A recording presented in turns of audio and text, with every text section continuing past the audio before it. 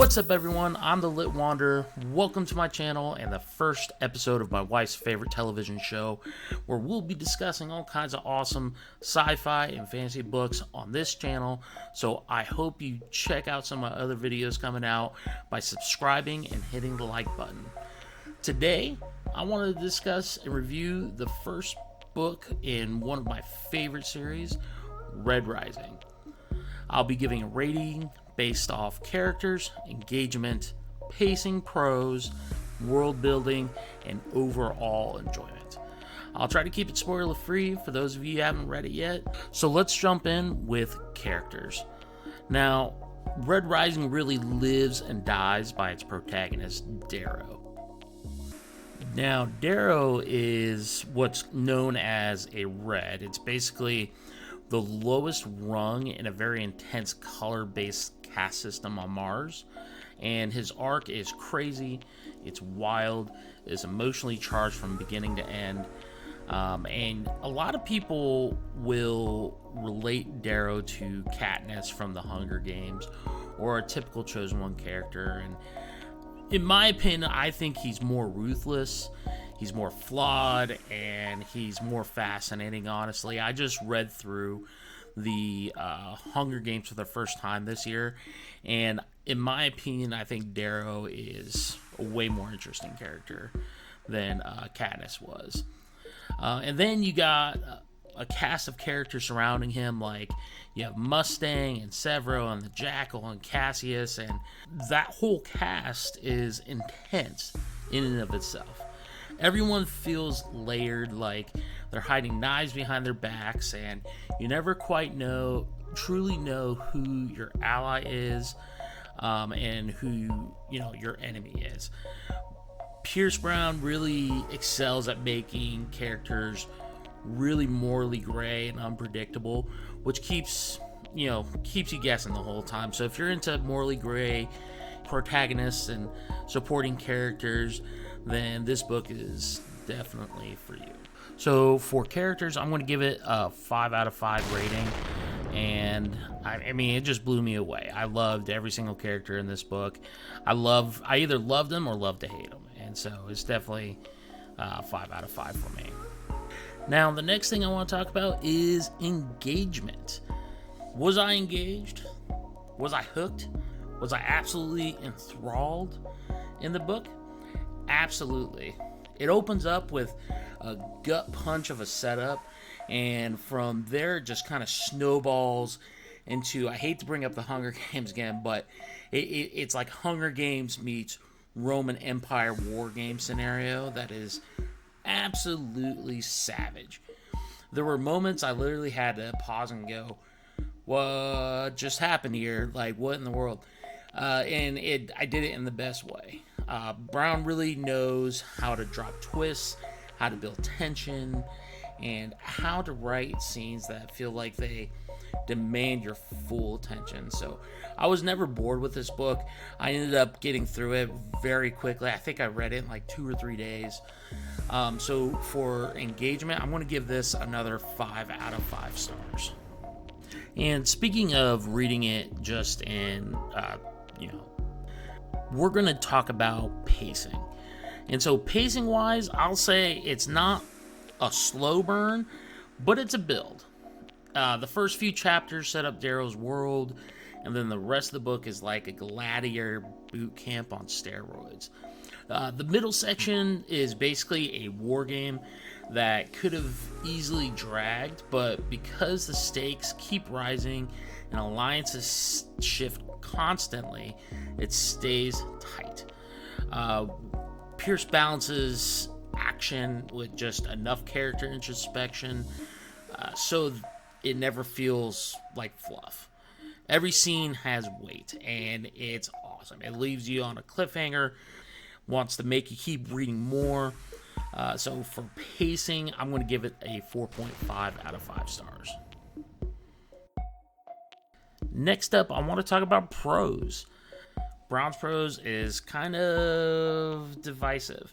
Some readers find it a little purple, a little overdramatic, and I'll admit it's stylized, it's emotional, raw, It's a little theatrical, but, it works for the tone. There's a poetic brutality to how he writes. It's not just, he died. It's, he shattered like glass in my hands, which, for this kind of story where everything is life and death, love and vengeance, I really liked it. I think it fits. Is it the greatest prose? Will it, does the prose carry the story?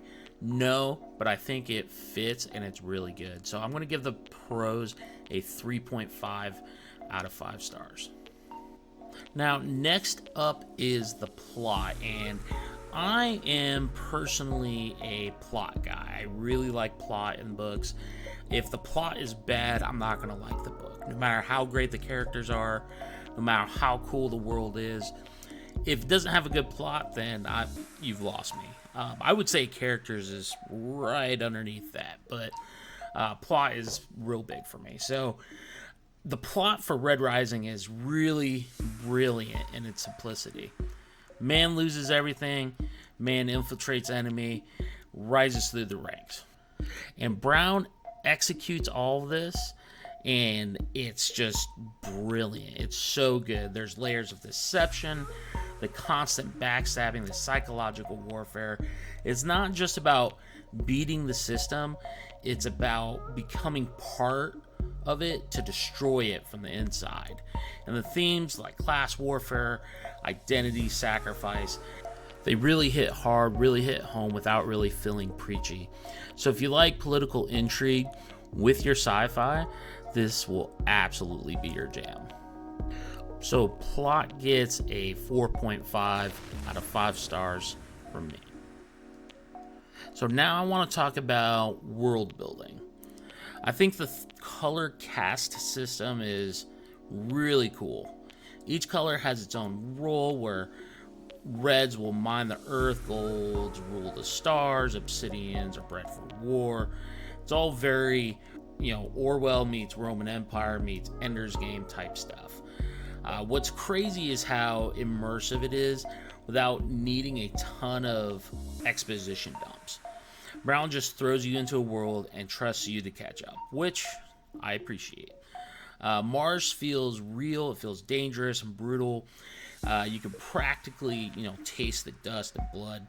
Now, where it maybe gets dinged a little bit for me is that, like I said before, the majority of the book, the entire middle and towards the end part, it's really all takes place in like this gladiator style area, and so you don't really get to explore the world as much as you do let's say in the second, third, and so on.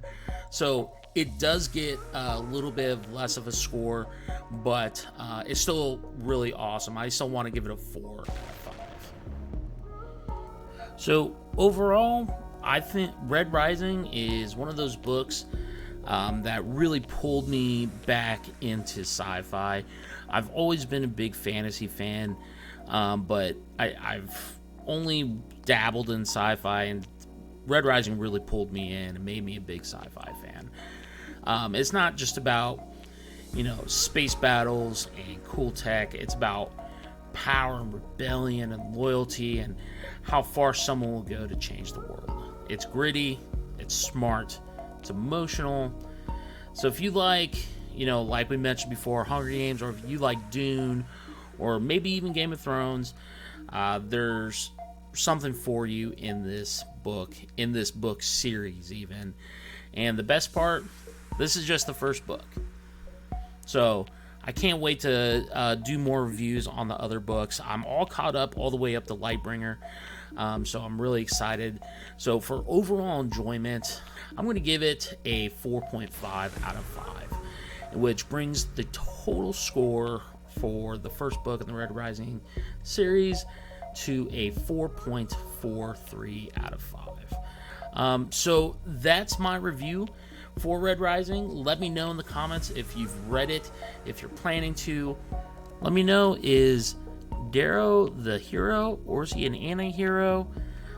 Let me know your favorite parts of the series or the first book. Don't forget to like, subscribe, and hit the bell so you don't miss future book reviews and discussions. Thanks for wandering in. See you next time.